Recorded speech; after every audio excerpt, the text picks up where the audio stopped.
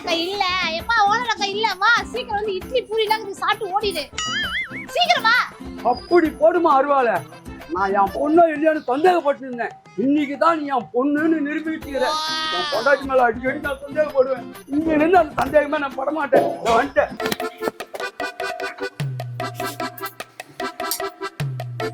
எப்பா வர அந்த ஓனர் அம்மா வெளியே போய் டக்கு டக்குன்னு சாப்பிட்டு கிளம்பே.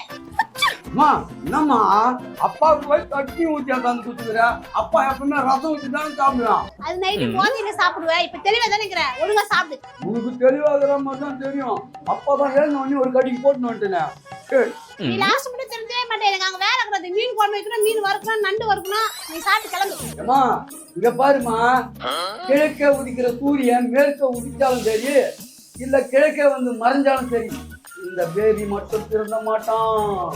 ஒரு பெரிய கவிஞரு கவிதையா பேசி தள்ளுவாரு. அப்படியே அந்த ஓனர் அம்மா வந்தா எனக்கு திட்டுவோம். மரியாதையா சாப்பிட்டு சீக்கிரம் கிளம்பு. போ போ. அப்ப நான் சாப்பிட வந்தான்னு நினைச்சியா? சைடிஸ் ரெடி பண்றதுக்கு வந்தான். ஆனாவது சாப்பிட்றதாவது இதை அப்படியே சுத்தின்னு கிளம்ப வேண்டியதுதான்.